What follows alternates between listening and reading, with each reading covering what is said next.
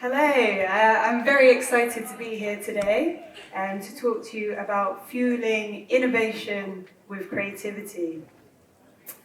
I'm going to start off by giving a little bit of backstory about me, and then I'll share 3 tips that I think are really going to help with this particular topic and a couple of case studies along the way.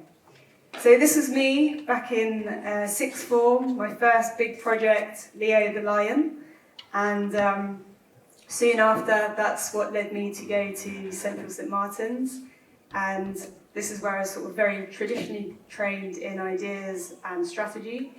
But in 2008, digital was really on the rise, and so the first agency that I went to was a digital agency called Work Club, where I learned lots of interesting ways of working, from interactive microsites to social media that was on the rise as well. Soon after that, I went to BBH in Singapore, where I worked on the Levi's account. And then in 2015, this was a real pinnacle year where I started my side hustle, Creative Adventures, which I'm going to share a little bit more about in further slides. And then the last 2 years, I've been at TribalWW London, which is part of the DDB network and known to be a total experience agency. So in 2015, this really was a pinnacle year. I wanted to be a creative director for a really long time. I finally made it. I was really excited.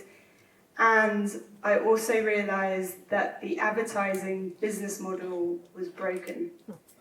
The client relationships were broken, creative value was broken, the whole system was just broken. And it was really difficult because I'd been so excited about creativity and getting into the industry, and at this point I realized the business model, it wasn't working. So I decided that the clouds would part, and this is the year that I set up my side hustle, Creative Adventures. And Creative Adventures is a workshop and journal series. And the workshops were first built around doing it for young entrepreneurs, but also young creative go-getters who were also frustrated during the last decade. And the journal series is now part of independent publishing scene, which is a real joy and privilege to adapt to. And we're just a small team of creatives, so writers, illustrators, and designers that create the journal each year. And one of my favourite sections in the journal is The Creators Are Here, where we get to speak to tech and design entrepreneurs. And one of the founders that we spoke to were the creators of Linus, which is a hand-drawing robot. And for Linus's feature in the journal, we got him to do a self-portrait, which was lovely, and you can see Linus at work there. One of the other founders that we spoke to was the product designer behind Cavan2, which is a solar panel technology into beautifully designed objects for the home, so tables, stained glass windows, and that was a real privilege to learn about their workings as well.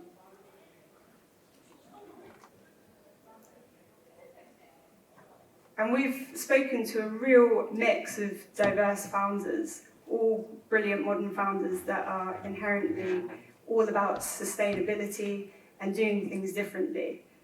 And it's really been a real privilege to be part of this side hustle and embrace it. And I really encourage each of you, if you're frustrated, then definitely build a side hustle, because you've got to put that creative energy somewhere. But this evening we're here to talk about the 9 to 5. How do we energize our life in agency world? I've read a lot of books since 2015 in lots of different areas to see what the future is really going to mean for creativity.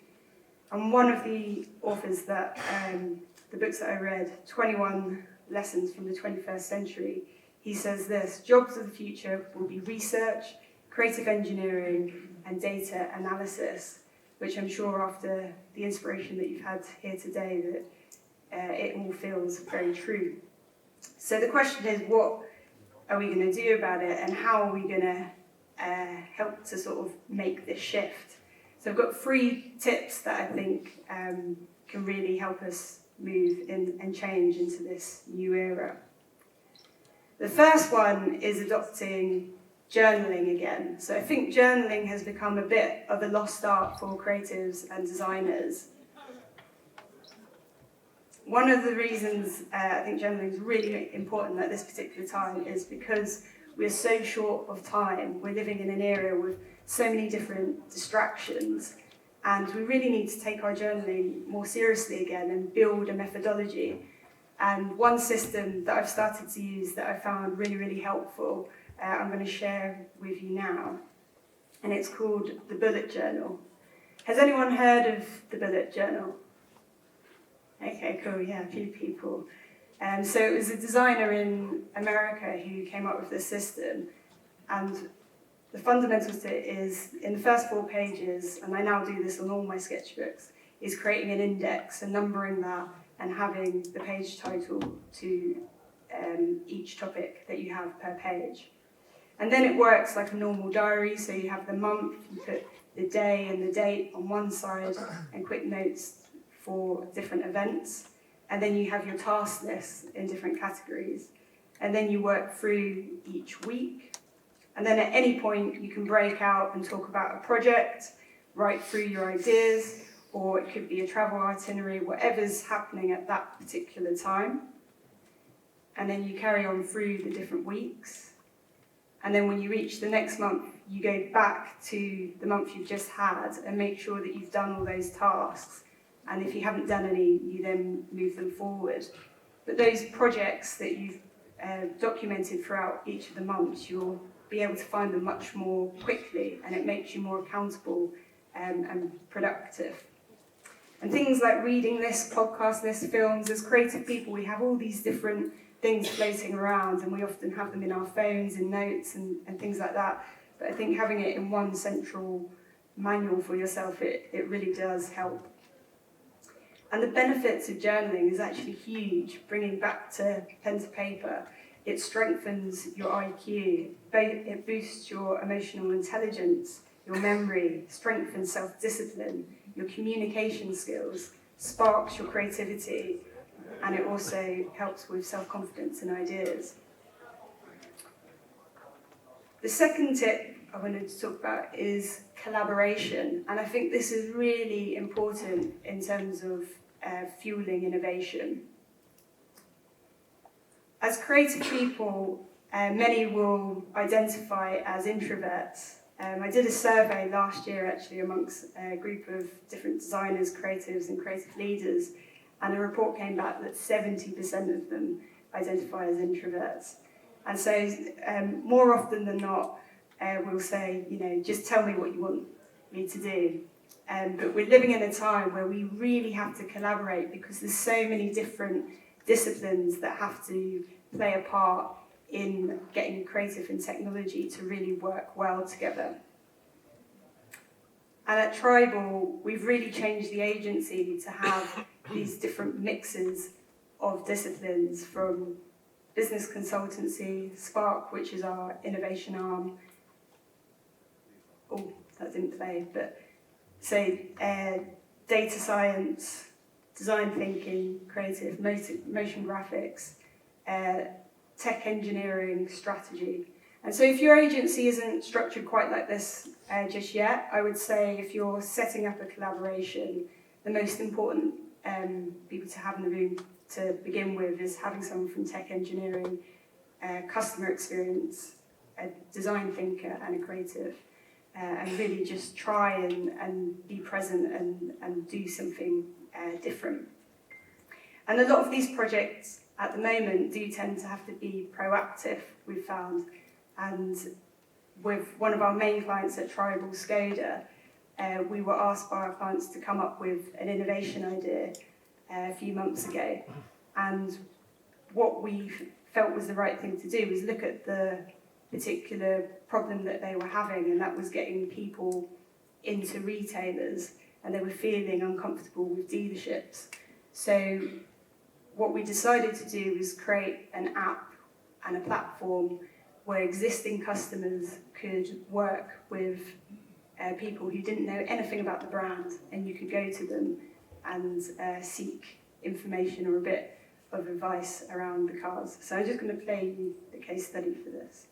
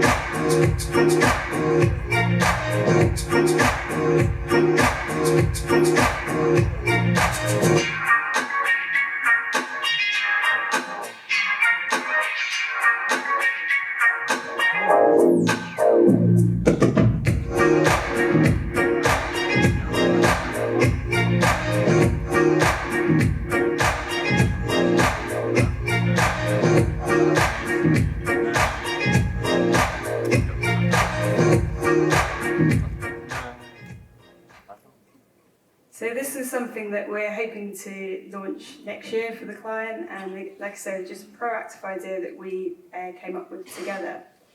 So I think there is a new spirit around, community over competition, and we're in a nature of a business where we do have to pitch for work, and the best idea is going to have to be put forward. But we do need an element of community spirit as well within our agencies.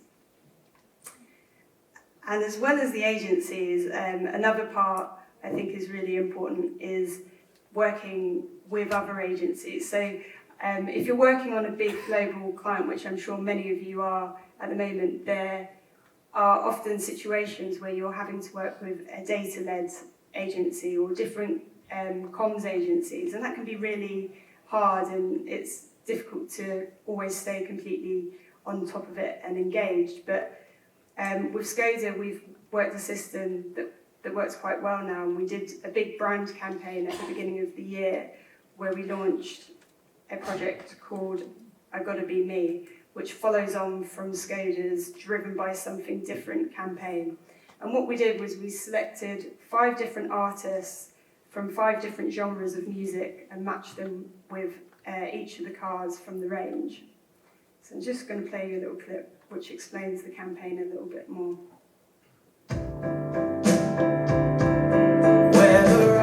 The lyric, I Gotta Be Me, is really crucial in this day and age. I really do feel that there's a lot of people who don't know how to be themselves, don't know who they are. But I'm one for identity. I think it's imperative that we know who we are. You can't live out your purpose if you have no sense of who you are. So I Gotta Be Me, to me, it's like a call to rise up and find your purpose. Got to be me. So that was Kingdom Choir there. And what was really difficult about this project was how we're going to tell these stories on the website for us at Tribal, and we knew that we had to put more focus on the actual car products. So we created a sub-part to the campaign, which was driven by the music, where we shot each of the cars in a music video style content film. And so I'm just going to play the one we created for Fabia, which is their new hatch, and the music that we chose with Lady the Shirt.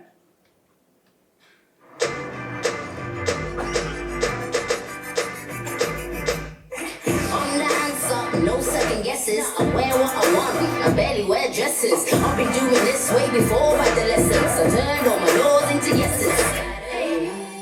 I gotta be me. I gotta be me.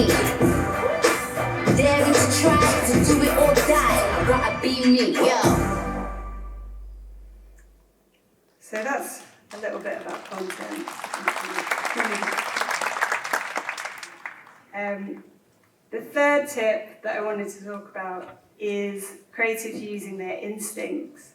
And I think the thing about instincts is that we've grown up with this, and when we go to college or university and study art and design and creativity, we become great observers, and we can't forget that as a wonderful skill set at a time where we need to be closer to human connection. Sorry, I love cartoons, so I've got another cartoon that explains this point. But we really are, we're brilliant at observing human nature, and we build that into our work.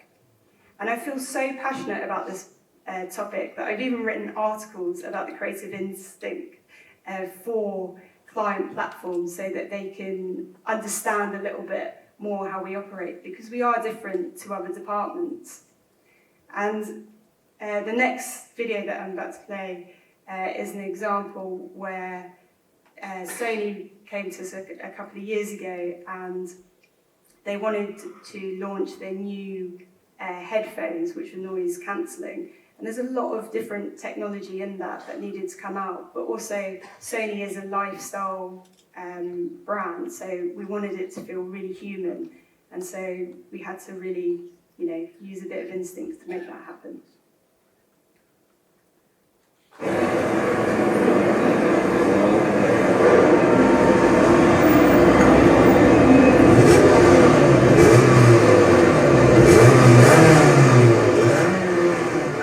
Noise cancelling on.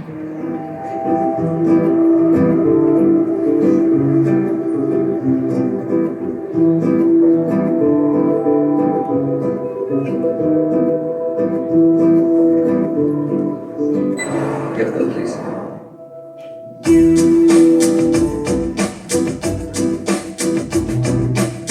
Hi. Thank you very much.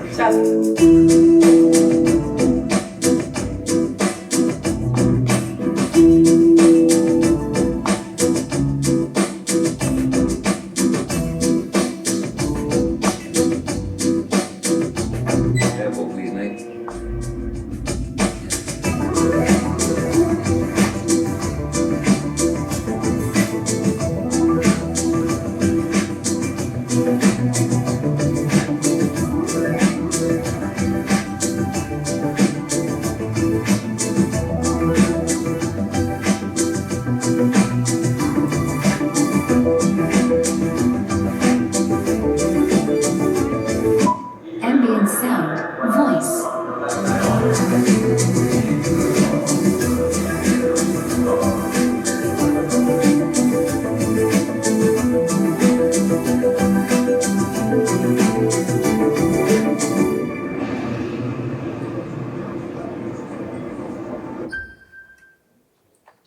So that piece, it really was about the sound engineering and getting that together to really tell the story of the technology.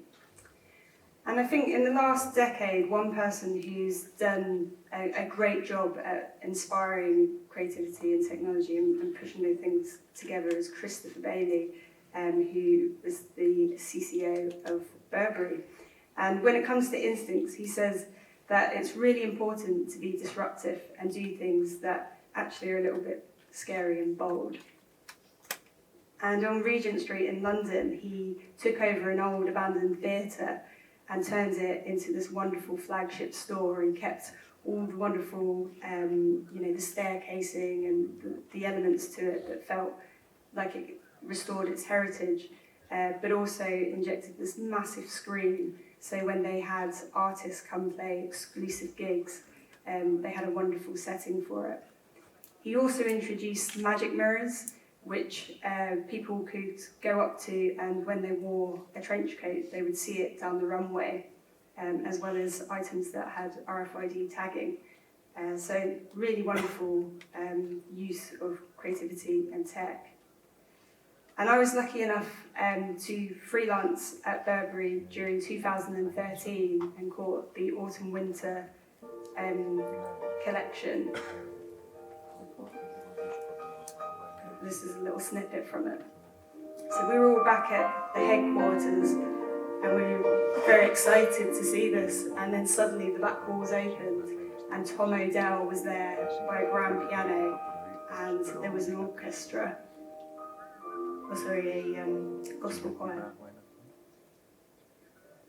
I shouldn't say I'm starting to think I care about a drink. You probably think my judgment is impaired. It's getting late now, and we're a long way from our homes. Before you leave, before you see, there's one thing you should know when you hold me. When you hold me in your arms, hold me. I can feel your heart, your hold me. When you hold me. So, and they also released Shop the Runway during that show, which was a lovely use of technology. So if you're watching this beautifully live streamed catwalk show, you could also buy an item if you were really excited by the brand. So that's a bit of inspiration from the super greats. But again, here we are, we've got to deliver during our 9 to 5s at our agencies, and this is kind of the state in which we're in. We have industry growth, but the value is very much on technical capabilities, and creativity is almost seen as flatlining. And that is a real challenge that we have to take on board. Creativity is not at the forefront, technology is winning. But there is a bit of hope. Pip Jameson, who's from the DOTS network, I'm not sure if anyone's heard of the DOTS, but you should definitely join it. It's a wonderful network. And she says that creative skills are actually going to be the most resistant from robots and future-proof against automation. So we do have time to catch up. But we are definitely the tortoises amongst the hares. And so on Monday, I really hope that everyone goes back to their agencies, they start your journals, set up collaborations, and really follow your instincts and take creativity to the next level. Thank you.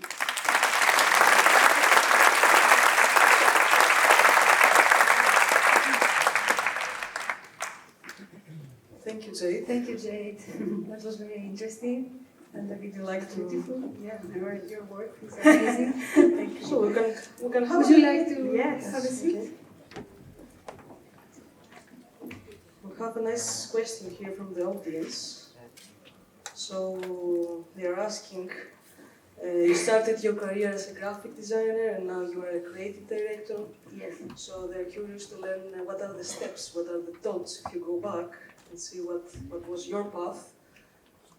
Is there a specific route that someone can take, or?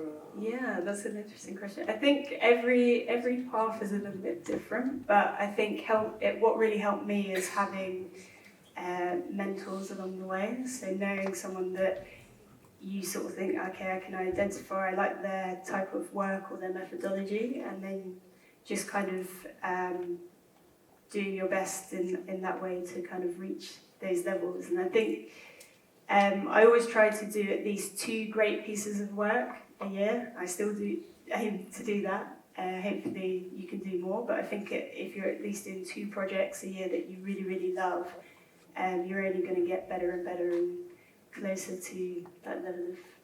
I say, was it a specific goal that you have, or you just started your career and then somewhere in the middle you understood, or you decided that you want to follow this path, or was it a different, let's say, dream that you have when you started working? I think even when I was making that Leo the Lion, when I was about 17, I kind of knew I wanted to be a creative director. So I realised quite early, I suppose. But I didn't know how I was going to get there. And my journey has been quite, a bit of a roller coaster, which I think is the same for most designers and creatives. Okay. Going to your pet project, the Creative Adventures, Would you consider expanding the journal to include startups from other countries? So why only the UK? Why not someone else? Yes, yeah. And I think it's funny, the URL for Creative Adventures, it's Spanish because there's a dot before the ES. So, you know, I think I'd love to expand it across Europe for sure. But it is completely independent. So at the moment, we don't even have a distributor. So it is literally picking stockists one by one, and we're in Ireland as well at the moment. But yeah, I think slowly we'll eventually hopefully get to Europe. So we'll keep following you. Yes, please do. Do you have a specific story that, let's say, it's your favorite or something that really intrigued you or made you had goosebumps when you heard this story? Yeah, I think I really love the story of Linus, like because it is a hand-drawing robot and it's so friendly, but obviously like a wonderful piece of technology that these two founders created.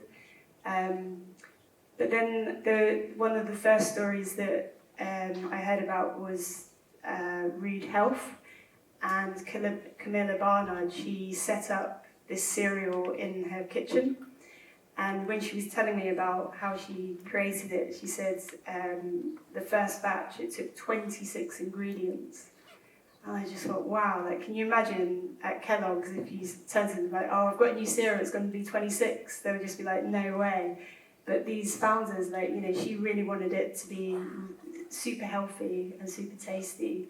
So for her, it was like, it had to be 26 ingredients. And then I worked out how I could make it commercially viable. But you know, the value of the product usually comes first for the entrepreneurs. Okay, excellent. Thank you. Thank you very much. Thank you for being here in your presentation. Thanks.